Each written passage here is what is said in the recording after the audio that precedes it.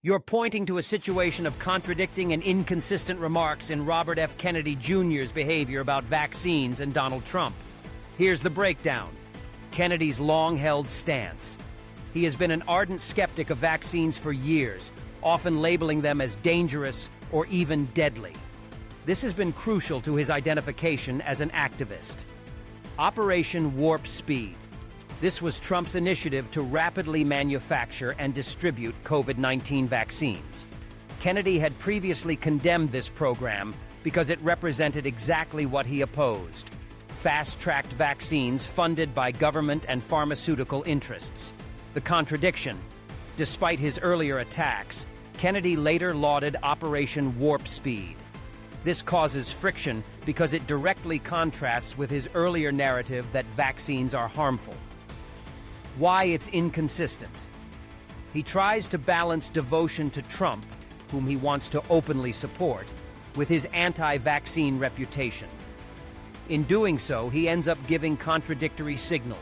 On one hand, complimenting Trump's effort, on the other, sticking to his belief that vaccines kill people. What's happening? Kennedy is being accused by a wide spectrum of people, medical experts, lawmakers, and journalists, of disregarding scientific agreement on vaccines. Instead of relying on peer-reviewed facts or recognized medical research, he typically pushes alternative narratives that don't hold up under inspection. Accusations. Critics allege he pushes conspiracy theories concerning vaccines, for example, tying them to hidden government goals or exaggerated health concerns. Because of this, they claim he misleads the public and creates cynicism in healthcare. Charlatan label. By dubbing him a charlatan, they indicate he's professing to have competence while missing the qualifications and abilities needed to analyze medical data appropriately.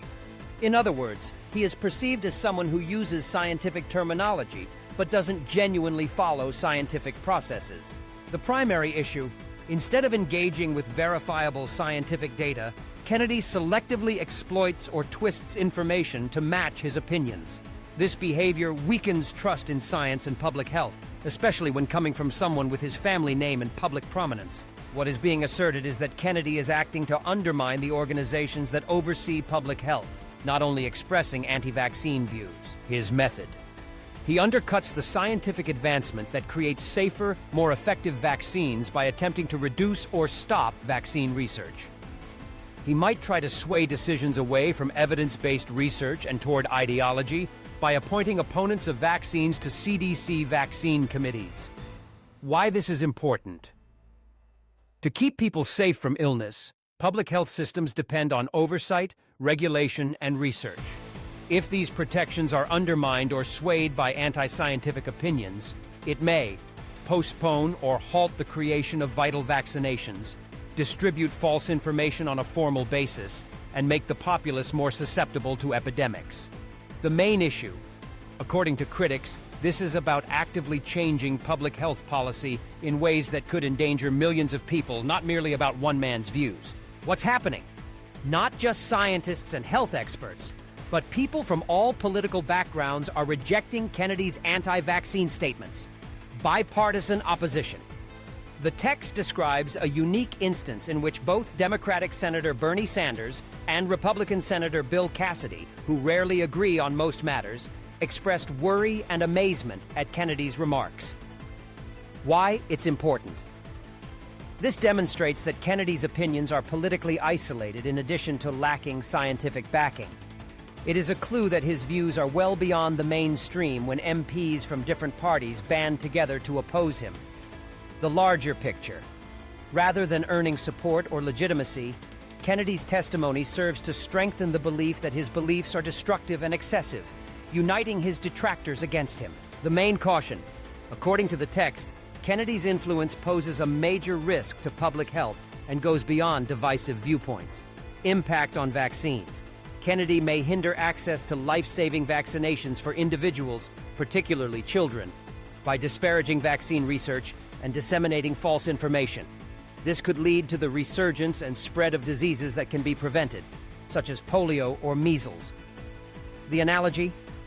He is compared to a flat earther leading a mission to Mars, which highlights how foolish it is to assign someone who disbelieves in science to handle issues that call for scientific knowledge.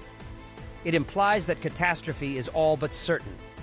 Consequences, more illness, more avoidable deaths, and a decline in public confidence in medicine could arise if Kennedy's leadership influences health policy. Operation Warp Speed.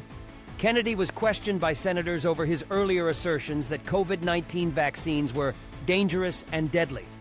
Kennedy appeared to be in conflict when he said that Donald Trump should receive a Nobel Prize for leading Operation Warp Speed, the initiative to expedite the development of vaccines. Deadliest vaccine.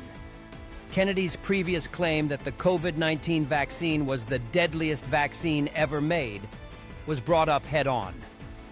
The senators and host implied that there was a record of it, but he denied saying anything. Scientific consensus. Despite President Trump and the scientific community claiming that the COVID-19 vaccination saved millions of lives, Kennedy was unable to make a clear, conclusive pronouncement on the matter.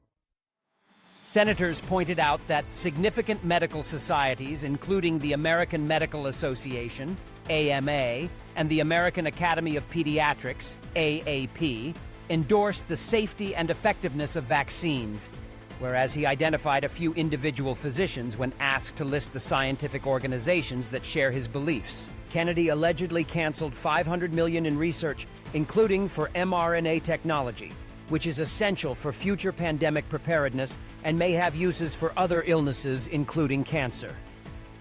Democratic Senator Maria Cantwell accused Kennedy of dismantling this research. Using a chart to illustrate the substantial decline in infectious diseases brought about by vaccines in the 20th and 21st centuries, Cantwell referred to Kennedy as a charlatan for confusing the necessity for immunizations with chronic illness, undermining the CDC. According to a guest, Dr. Jeremy Faust, an assistant professor at Harvard Medical School, Kennedy has appointed individuals to the CDC's voting panel who have similar anti-vaccine opinions. This could make it more difficult for people to get vaccines, since it jeopardizes the CDC's capacity to issue legally mandated recommendations that guarantee insurance companies cover them. A flat earther analogy. Dr. Faust implied that Kennedy's beliefs were essentially incompatible with his position by comparing having him head HHS to having a flat earther head an expedition to Mars. The role of doctors and public trust. The clip highlights the importance of the doctor-patient relationship and the danger of misinformation. Trusting your doctor, a New York Times opinion writer, Margay, and a guest, Dr. Faust, stressed that Americans should trust their own doctors for medical advice rather than Secretary Kennedy. They acknowledged that not everyone has easy access to a personal physician and that many rely on emergency rooms and clinics. Threat to vaccine access. The speakers emphasized that the decisions being made by Kennedy's administration are not just academic. They have real-world consequences, like making it harder for parents to get their children vaccinated. A bipartisan concern. The clip suggests that Kennedy's stance is so extreme that it has created an unusual alignment, with Republican Senator Bill Cassidy and Democratic Senator Bernie Sanders both questioning his views on vaccines and public health.